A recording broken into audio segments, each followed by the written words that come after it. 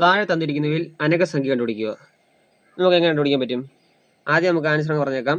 Option A 28 അനകസംഖ്യ. അത് എന്താണെന്ന് വെച്ചാൽ നമുക്ക് 28ന്റെ ഫാക്ടേഴ്സ് നമുക്ക് നോക്കാം. അതായത് നിശേഷം ഹരിക്കാൻ പറ്റിയ സംഖ്യകൾ. 28ന് നിശേഷം ഹരിക്കാൻ പറ്റിയ സംഖ്യകൾ എന്തൊക്കെയുണ്ട്? 1 ഉണ്ട്, പിന്നെ 2 ഉണ്ട്, പിന്നെ എന്തുണ്ട്?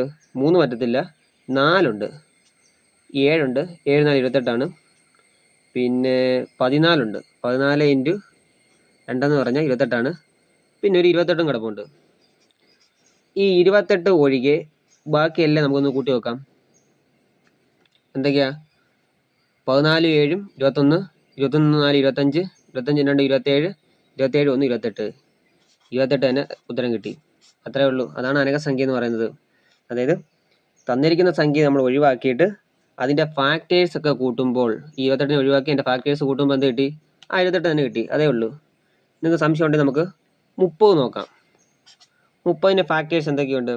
1 ഉണ്ട്, അറിയാം, 2 ഉണ്ട്, 3 ഉണ്ട്, പിന്നെ എന്തുണ്ട്? 5 ഉണ്ട്, 5 6 30, പിന്നെ 6 ഉണ്ട്, പിന്നെ 10 ഉണ്ട്, പിന്നെ അതിൻ്റെ തന്നെ ഒരു 15 ഉണ്ട്, 30. ആ 30 ഒഴിവാക്കിയിട്ട് ബാക്കി ഒന്ന് കൂട്ടി നോക്കിക്കോ.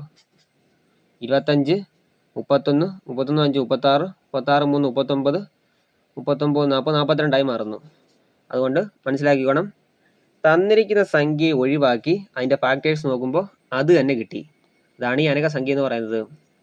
ഒരു കോമൺ എക്സാമ്പിൾ പറയാം അതിനൊക്കെ. 496 അതിനൊരു എക്സാമ്പിളാണ്. 6 ഒരു എക്സാമ്പിളാണ്. 6 ഏറ്റവും ചെറിയ അനകസംഖ്യ എന്ന് പറയുന്നത്. പിന്നെ 8128 ഉണ്ട്. ഇത്രയായിരിക്കും അനകസംഖ്യയ്ക്ക് എക്സാമ്പിൾ. അപ്പോൾ നിങ്ങൾക്ക് വീഡിയോ ഇഷ്ടപ്പെട്ടെങ്കിൽ ലൈക്ക് ചെയ്യാനും ഷെയർ ചെയ്യാനും സബ്സ്ക്രൈബ് ചെയ്യാനും മറക്കരുത്.